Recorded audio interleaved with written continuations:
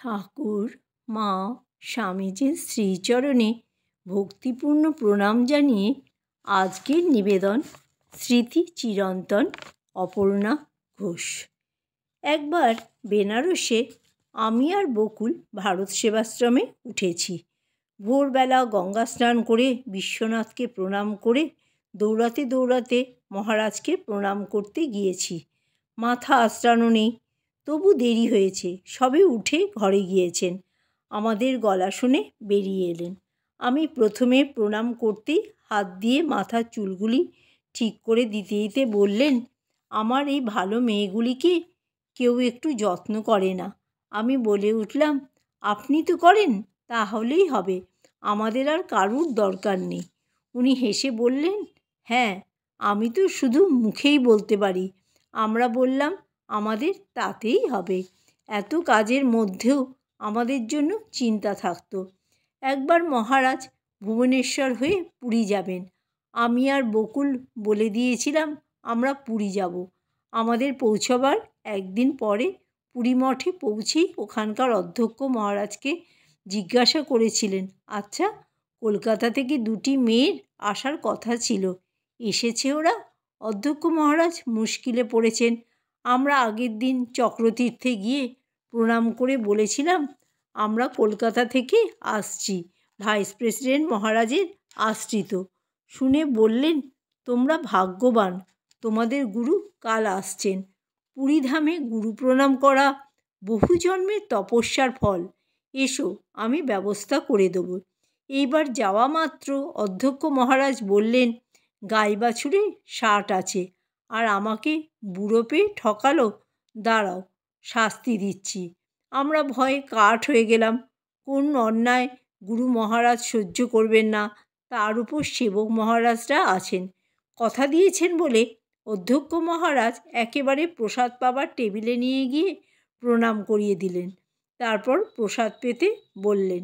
আমরা বললাম, না মহারাজ, রাগ করবেন, আগে না বলে প্রসাদ পেলে আশ্রমকে পীড়া দেওয়া হয়। উনি হেসে বললেন, জ্ঞানের নারী টনটনে, এসেই যখন পড়েছ তখন এই বুড়োর খাবারটাই খেয়ে যাও।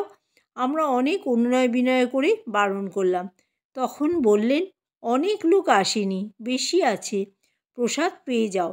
আরও বললেন, আমার খাবার বেশি করে খেয়ে কমিয়ে দিতে হবে, এই হলো শাস্তি। পূজনীয় মহারাজের অহৈতুকী কৃপার আরেকটি দৃষ্টান্ত দিই। একবার মহারাজ বেনারসে গিয়েছেন। আমি আর বকুল ভারত সেবাশ্রমে উঠেছি। অনেক দূরে থাকি, খবরাখবর ঠিক সময় পাই না। একদিন সত্যেন মহারাজ বললেন, আজ ভাইস প্রেসিডেন্ট মহারাজের বিকালের প্রণাম হবে না। কারণটা কিছুতেই বললেন না। আমরা ভাবলাম, আজ একটু কেনাকাটা করি। এই ভেবে বেলা 3টের সময় যখন মঠের পাশ দিয়ে যাচ্ছি, হঠাৎ বকুল বলল, চলো তো, দেখে আসি, মহারাজ নিশ্চয়ই কোথাও যাবেন। আমি মহারাজের বোকা মেয়ে, কিছুতেই যাব না, বকুল ছাড়বে না। রাগ করে বকুল একাই রিকশা থেকে নেমে এগিয়ে গেল খোঁজ নিতে।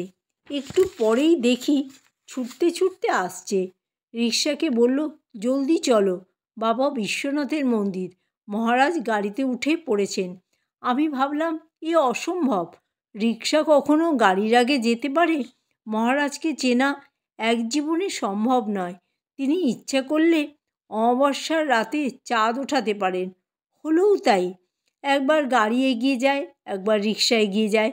এইভাবে গোধূলিয়ার মোড় এসেছে।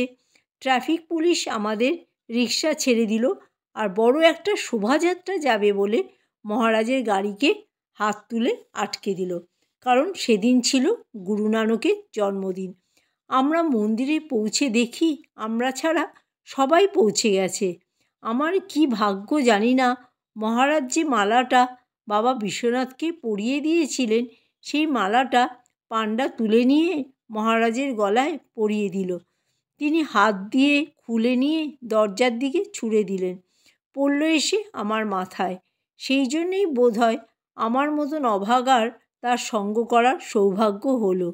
কেউ জানে না এরপর মহারাজ কোথায় যাবেন। জুতো আনতে গিয়ে বিশেষ দিনের প্রচণ্ড ভিড়ে আমি আর বকুল বুঝতে পারলাম না তার গাড়ি কোন দিকে গেল। মনে খুব দুঃখ হলো। হঠাৎ দেখি গয়ার মনিদি। মনিদি বলল, গাড়ি দশাশ্বমেধ ঘাটের দিকে গেল। আমরা তিনজনে ছুটলাম।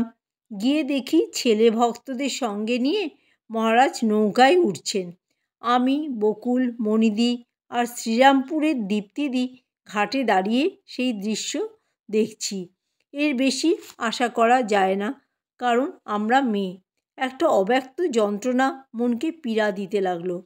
হঠাৎ দেখি পূজনীয় গুরু মহারাজ আশ্রমের যে মহারাজ সঙ্গে গিয়েছিল তাকে বলছেন, মেয়েদেরও নৌকায় তুলে নাও না। উনি আমাদের ডাকলেন। তার কৃপায় তার সঙ্গে এক নৌকায় বেনারসের সব ঘাট দর্শন করলাম। যেতে যেতে উনি সব ঘাটের মাহাত্ম্য বলতে লাগলেন। এইসব স্মৃতি কি ভোলা যায়? পূজনীয় মহারাজ মাঝে মাঝে খুব মজা করতেন। একবার দোলের আগের দিন জগন্নাথবাবু বললেন, মহারাজ কাল দোল, আমাদের কিছু দেবেন তো, অন্তত ফুট করাই। মহারাজ বললেন, ওরে বাবা, তোমরা এত জানো, সবাইকে দিতে গেলে অনেক পয়সা লাগবে। তার থেকে আমি একটা মঠ কিনে টানিয়ে রাখবো, তোমরা দেখো। জানো তো, ঘ্রাণেন অর্ধ ভোজনম। আর একবার রাজকোটে গিয়েছি। ছেলেরা থাকতো আশ্রমে, মেয়েরা ভক্ত বাড়িতে। একদিন সকালে তাকে প্রণাম করতে গিয়েছি। মহারাজ উষা বৌদির দিকে তাকিয়ে হেসে বললেন, জানো কার্তিক, অর্থাৎ তার স্বামী, কোথায় গিয়েছে? উষা বৌদি বললেন, না, আমার সঙ্গে দেখা হয় না। মহারাজ হেসে হেসে খুব মজা করে বললেন, এমা, কার্তিক তোমায় বলেনি? ও কোথায় গেছে জানো? বেড়াতে। আজ ভোরে আশ্রমের বাসে সবাই দ্বারকা গেছে। তোমায় কিছু বলেনি? এমন কৌতুক করে বলছেন যে অভিমানে উষা বৌদি কাঁদতে আরম্ভ করলেন। এবার মহারাজ পড়লেন মুশকিলে। পাশেই দাঁড়িয়েছিলেন শ্রীরামপুরের ষষ্ঠীদা। তাকে বললেন, যাও তো, এদের সকলকে নিয়ে একটা গাড়ি ভাড়া করে সব দেখিয়ে নিয়ে এসো। আসলে মেয়েরা আশ্রমের বাইরে থাকতো বলে সব খবর পেত না। 25 টাকা নিয়ে আশ্রম থেকেই সব দেখানোর ব্যবস্থা করা হয়েছিল। তা থেকে মেয়েরা বাদ পড়বে, এ সহ্য করা মহারাজের পক্ষে সম্ভব ছিল না। তাই এই ঘটনা ঘটিয়ে তার মেয়েদের ইচ্ছা পূরণ করার ব্যবস্থা করলেন। সঙ্গে সঙ্গে কার্তিকদাও কঠিন পরীক্ষায় উত্তীর্ণ হলেন। গুরুর সঙ্গ পেয়ে স্ত্রী সঙ্গে থাকলেও তার সম্বন্ধে উদাসীন ছিলেন, এটা প্রমাণিত হলো। মনে পড়ে, দীক্ষার পর থেকেই মাইনের টাকা বাড়লেই দিয়ে প্রণাম করতাম। কত আনন্দ করতেন, বলতেন, দেখো ও চাকরি করে আর টাকা বাড়ে আমার। এইবার 1998 সালের 2রা আগস্ট যখন পেনশনের বাড়তি টাকা দিতে গেলাম, তখন বেঞ্চের ওপার থেকে প্রণাম হচ্ছে। প্রণামের পর বললাম, মহারাজ টাকা বেড়েছে।